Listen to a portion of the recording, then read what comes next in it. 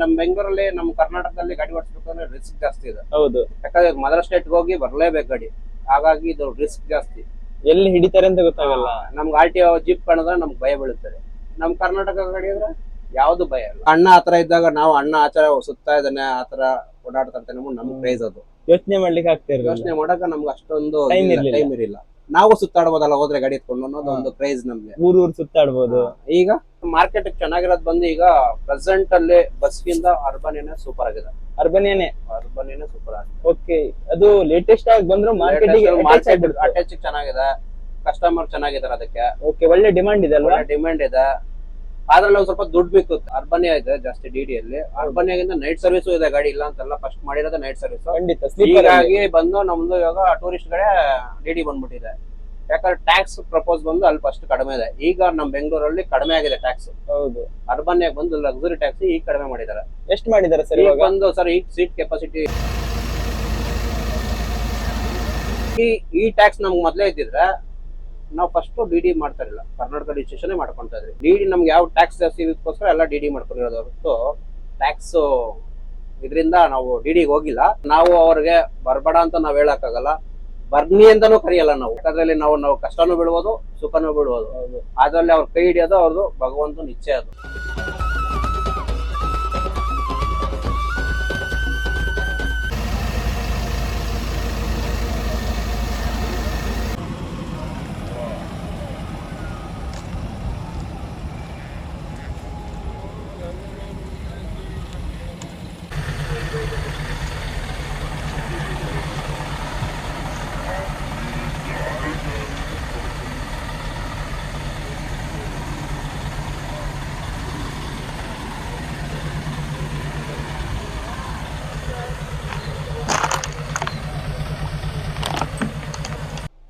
Sir ನಮಸ್ತೆ. ನಮಸ್ಕಾರ sir, ಹೇಗಿದ್ದೀರಾ? ಚೆನ್ನಾಗಿದ್ದೀರಾ? ನಾವು ಚೆನ್ನಾಗಿದ್ದೀವಿ. ಎಲ್ಲಿ ಸರ್ ನಿಮ್ಮೂರು? ನಮ್ದು ಬೆಂಗಳೂರು. ಸರ್ ನಿಮ್ಮ ಹೆಸರು? ಸೋಮಶೇಖರ್ ಅಂತ. ಪ್ರಾಪರ್ ಆಗಿ Bengaluru. Sir, tourist bus business ಗೆ ನೀವೇ ಓನರಾ ಈ ಗಾಡಿಗೆ? ಹೌದು ಸರ್, ನೀವೇ ಓನರ್ ಸ್ವಂತದಾಗಿ? ಎಷ್ಟು ವರ್ಷ ಆಯ್ತು ಸರ್ ನೀವು ಗಾಡಿ ಫೀಲ್ಡ್ ಗೆ ಬಂದು? ನಾವು ಬಂದು ಸುಮಾರು 12 ವರ್ಷ ಆಯ್ತು ಸರ್. 12 ವರ್ಷ ಬರೀ ಟೂರಿಸ್ಟ್ ಫೀಲ್ಡ್ ಅಲ್ಲೇ? ಓಕೆ, ಮತ್ತೆ ಇದು ಬಿಟ್ಟು ಮತ್ತೆ ಬೇರೆ ಎಲ್ಲಿ ಹೋಗಿಲ್ಲ? ಫಸ್ಟ್ ಇಂದನೂ ನಾವು ಇದರಲ್ಲೇ ಇರೋದು. ಓಕೆ, ಸ್ಟಾರ್ಟಿಂಗ್ ಎಂಟರ್ ಆಗಿರೋದು ಹೇಗೆ ಸರ್? ಅಣ್ಣ ಇದರಲ್ಲಿ TT ಓಡಿಸ್ಕೊಂಡಿದ್ರು ಬೇರೆಯವ್ರ ಹತ್ರ. ನಮ್ಮ ಅಣ್ಣ ಇಲ್ಲ ಸ್ವಂತ ಗಾಡಿ ಅಣ್ಣನೇ. ಅಣ್ಣ ಓಡಿಸಿರೋದ್ ನೋಡಿ ನಮ್ಗೆ ಅವ್ರನ್ನ ನೋಡಿ ಕ್ರೇಜ್ ಓಡ್ಸೋಣ ನಾವು ಅಂತ ಬಂತು. ಆಮೇಲೆ ಈಗ ಏನ್ ಅನ್ಸ್ತಾ ಇದೆ ಅಂದ್ರೆ ಬರಬಾರ್ದಾಗಿತ್ತು ಅನ್ಸ್ತಾ ಇತ್ತು ಈ ಫೀಲ್ಡ್ಗೆ. ಅಂದ್ರೆ ಅದು ಏನಾಗುತ್ತೆ ಸರ್, ಏಜ್ ಡಿಪೆಂಡಬಲ್. ಹೌದು, ಒಂದೇ ತರ ನಮ್ಗೆ ಏಜ್ ಇರಲ್ಲ.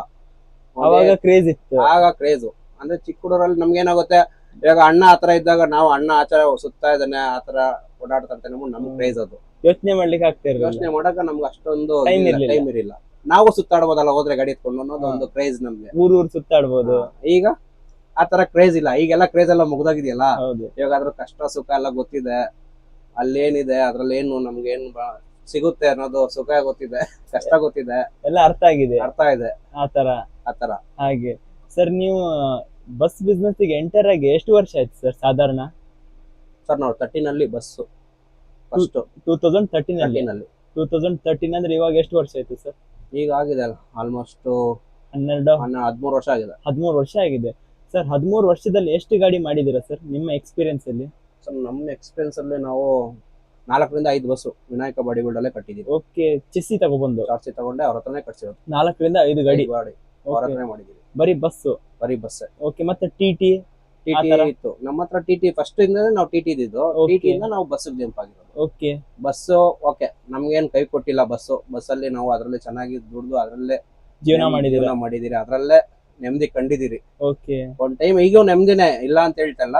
ಅಂದ್ರೆ ನಮ್ಗೆ ಈಗ ಅಂದ್ರೆ ಏನಂದ್ರೆ ಇದ್ರಲ್ಲಿ ಏನಿದೆ ಅಂದ್ರೆ ನಮ್ಗೆ ಎಷ್ಟು ಬೆನಿಫಿಟ್ ಇದೆಯೋ ಅಷ್ಟು ಕಷ್ಟ ಇದೆ. ಖಂಡಿತ. ಇದ್ರಲ್ಲಿ ಇದೇನು ನಾವು ಸುಖವಾಗಿ ನಾವು ಇದ್ ಮಾಡ್ತೀವಿ ಅನ್ನಕ್ಕಾಗಲ್ಲ. ಎಷ್ಟು ಕಷ್ಟ ಇದೆಯೋ ಅಷ್ಟು ನಮ್ಗೆ ಸುಖ ಇರುತ್ತೆ. ಅಂದ್ರೆ ಆತರ ಇದ್ರಲ್ಲಿ ನಮ್ಗೆ ಇದಿದೆ, ಸ್ಟ್ರಗಲ್ ಇದೆ. ಸರ್, ನಿಮ್ದು ಇವಾಗ ಪ್ರೆಸೆಂಟ್ ಆಗಿ ಎಷ್ಟು ಗಾಡಿ ಇದೆ ನಿಮ್ಮ ಹತ್ರ? ಪ್ರೆಸೆಂಟ್ 4 ಗಾಡಿ ಇದೆ ಸರ್. 4. ಯಾವ್ದೆಲ್ಲ ಗಾಡಿ ಇದೆ ಸರ್? ನಮ್ದು ಬಸ್ 2 ಇದೆ, ಅರ್ಬನ್ 2 ಇದೆ. ಓಕೆ, ಅರ್ಬನೇ 2 ಗಾಡಿ ಇದೆ. 2 ಗಾಡಿ ಇದೆ. 2 ಹೊಸದೇನಾ? 4 ಹೊಸ ಗಾಡಿ. 4 ಹೊಸದೇ ಗಾಡಿ. 4 ಹೊಸ ಗಾಡಿ. ಓಕೆ, ಈ ಗಾಡಿ ಬಂದು ಎಷ್ಟು ಈ ವರ್ಷ ಗಾಡಿ ಆಯ್ತು? ಬಂದು 3 ತಿಂಗಳಾಗಿದೆ. ಬರೀ 3 ತಿಂಗಳಾಗಿದೆ. ಹಾಗಿದ್ರೆ ಬ್ರ್ಯಾಂಡ್ ನ್ಯೂ ಗಾಡಿ ಬ್ರ್ಯಾಂಡ್ ಆಗಿದೆ. ನ್ಯೂ ಗಾಡಿ ಇದೆ. ನೀವೇ ತಗೊಬಂದಿರೋದಾ? ನಾವೇ ತಗೊಂಡಿರೋದು. ನೀವೇ ಯಾವ್ದು ಡ್ರೈವರ್ ಇಟ್ಟು ಮೇಂಟೈನ್ ಮಾಡ್ತಾ ಇಲ್ಲ? ಏನಿಲ್ಲ. ಈ ಗಾಡಿ ನಾನೇ ಓಡಿಸಿರೋದು.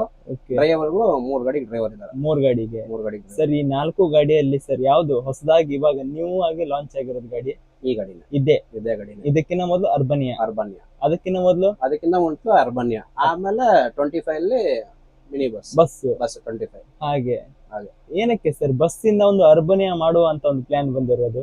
ಅರ್ಬನಿಯಾ ಅಂದ್ರೆ ಈಗೆಲ್ಲ ಪಬ್ಲಿಕ್ ಅಲ್ಲಿ ಅದೇ ಕ್ರೇಜ್ ಜಾಸ್ತಿ ಇದೆ. ಹೌದು, ಒಳ್ಳೆ ಕಂಫರ್ಟ್ ಇದೆ. ನೀವು ಗಾಡಿ ಎಲ್ಲ ಒಳ್ಳೆ ವ್ಯೂ ಕಾಣಿಸುತ್ತೆ ಗಾಡಿಯಲ್ಲಿ ಕುತ್ಕೊಂಡು. ಒಳ್ಳೆ ಕಂಫರ್ಟೇಬಲ್ ಗಾಡಿ. ಕಂಫರ್ಟಬಲ್ ಇದೆ. ಒಳ್ಳೆ ಗೆಸ್ಟ್ ಕಂಫರ್ಟ್ ಅಲ್ಲಿ ಗೆಸ್ಟ್ ಕೇಳ್ತಿರೋದೇ ಗಾಡಿನ, ಅದನ್ನ ಲಕ್ಸುರಿ ಕೇಳ್ತಿರೋದೇ. ಲಕ್ಸುರಿ ಫೀಲ್ ಕೊಡುತ್ತೆ. ನಾವು ಟಿ ಕೇಳಕ್ ಹೋದ್ರೆ ಏನಂತ ಇದಾರೆ ಕಸ್ಟಮರ್, ಸರ್ ನಮ್ಗೆ ಅರ್ಬನಿಯಾ ಕೊಡಿ, ₹1 ಜಾಸ್ತಿ ಆಗ್ಲಿ ಬೇಕಾದ್ರೆ ಅಂತ ಇದ್ದಾರೆ ಕಸ್ಟಮರ್.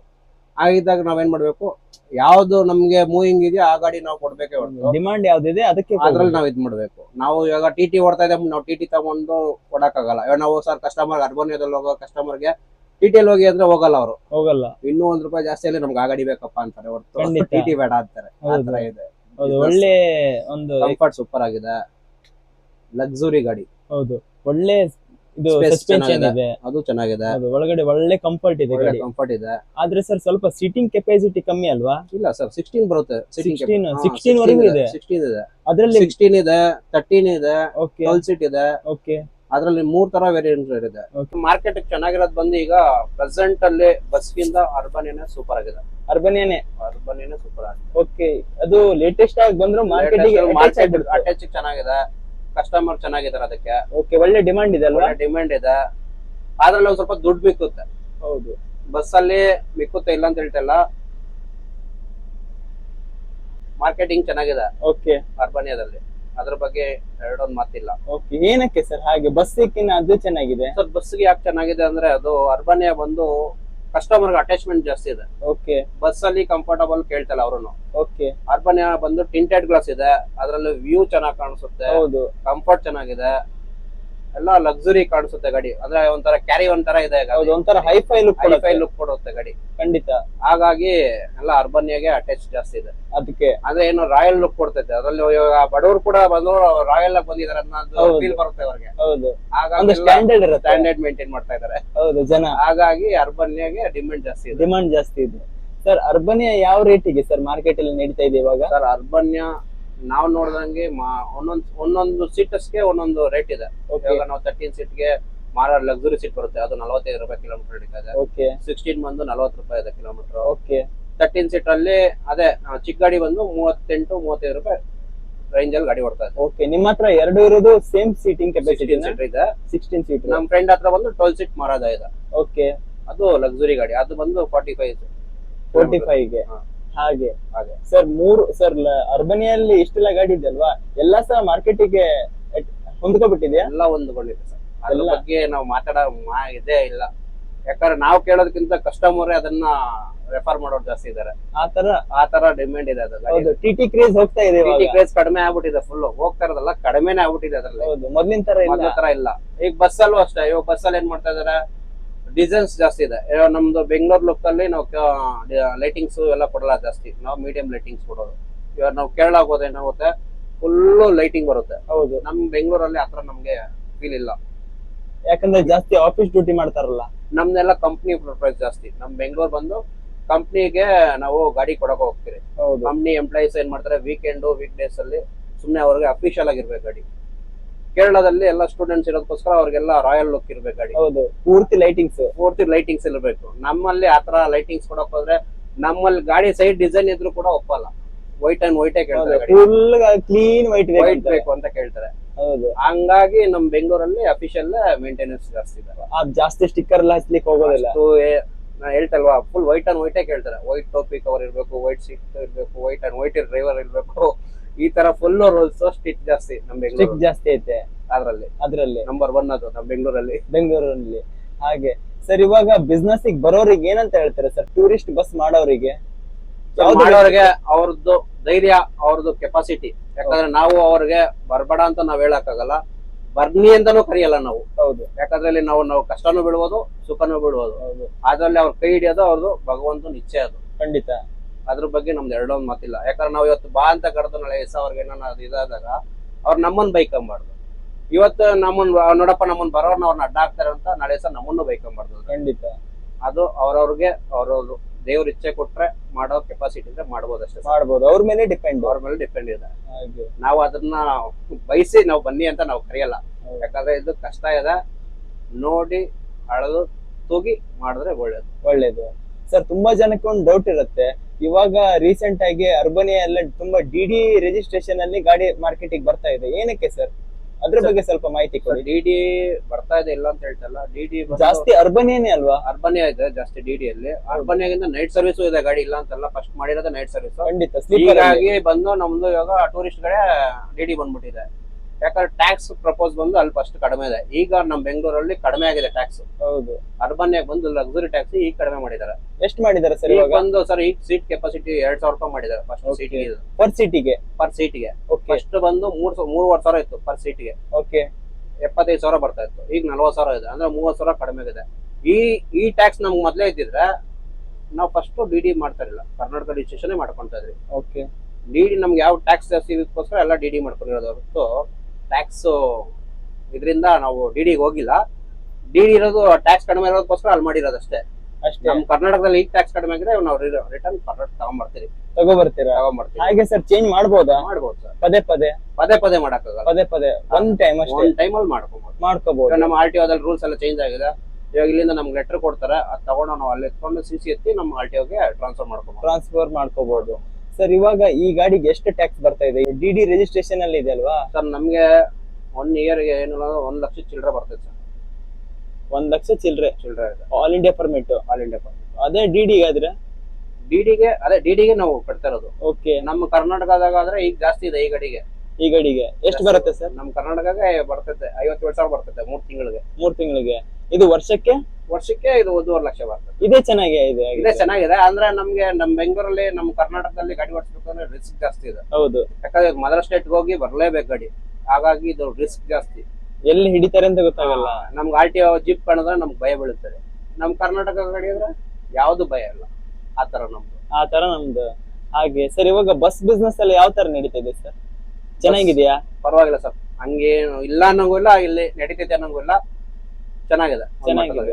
ಸರ್ ಇವಾಗ ನಿಮ್ದು ಬುಕಿಂಗ್ಸ್ ಎಲ್ಲ ಹೇಗೆ ಮಾಡ್ಕೋತೀರಾ ಸರ್? ಸರ್ ನಮ್ದು ಬುಕಿಂಗ್ ನಾವು 10 ವರ್ಷದಿಂದ ಇರೋದು. ನಾವೆಲ್ಲ ಫ್ರೆಂಡ್ ಕಾಂಟ್ಯಾಕ್ಟ್, ಫೋನ್ ಕಾಂಟ್ಯಾಕ್ಟ್ ಅಲ್ಲೇ ನಾವು ಬಿಸ್ನೆಸ್ ಮಾಡ್ತಾರೆ. ಓಕೆ. ಆಫೀಸ್ ಏನಾದ್ರು ಇದೆಯಾ? ಆಫೀಸ್ ಇಲ್ಲ, ಎಲ್ಲ ಫೋನ್ ಕಾಂಟ್ಯಾಕ್ಟ್, ಎಲ್ಲ ಫ್ರೆಂಡ್ ಕಾಂಟ್ಯಾಕ್ಟ್ ಅಲ್ಲೇ ಗಾಡಿ ಮೂವಿಂಗ್ ಇದೆ. ರೆಗ್ಯುಲರ್ ಇರುತ್ತಾ? ರೆಗ್ಯುಲರ್ ಇರುತ್ತೆ ಸರ್. ಒಂದೊಂದು ವೀಕಲ್ಲಿ ಇರಲ್ಲ, ಮಾಮೂಲಿ ರೆಗ್ಯುಲರ್ ಗಾಡಿ ಓಡುತ್ತೆ. ಹಾಗೆ ಸರ್ ಈ ಗಾಡಿ ಕಟ್ಸ್ಕೊ ಬರ್ಲಿಕ್ಕೆ ಎಷ್ಟು ಲಕ್ಷ ಆಗಿದೆ ಸರ್? ಸರ್ ಈ ಗಾಡಿ ನಮಗೆ ಬಿದ್ದಿರೋದು ಕಡಿಮೆ. ನಮ್ ಕಟ್ಸೋ ಟೈಮಲ್ಲಿ ಕಡಿಮೆ ಇತ್ತು. ಈಗ ಬಂದು ಚಾರ್ಸಿನೇ 19,000 ಲಕ್ಷ ಇದೆ. ನಾವು ಈ ಗಾಡಿ ತಗೊಂಡಾಗ ಚಾರ್ಸಿ ಬಂದು 16,000 ಲಕ್ಷ. 3 ಲಕ್ಷ ಜಾಸ್ತಿ. ಅಲ್ಲಿ ಕೂಡ ಜಾಸ್ತಿ ಇದೆ. ಅದು ರೇಟು ಆ ಎಣ್ಣೆ ಕೇಳ್ಬಿಟ್ಟು ಅವ್ರು ಇದ್ ಮಾಡ್ಕೊಬೇಕು. ಯಾಕಂದ್ರೆ ನಾವ್ ಹೇಳಿ ಅದ್ರ ಇದು ಮಾಡ್ಕೊಳೋದು ಬೇಡ, ಅವ್ರು ಇದ್ ಮಾಡ್ಕೊಬೋದು ಅಷ್ಟೇ ಅಲ್ವಾ? Okay sir, thank you so much sir, ಒಳ್ಳೆ ಮಾಹಿತಿ ನೀಡಿದಕ್ಕೆ ಧನ್ಯವಾದ.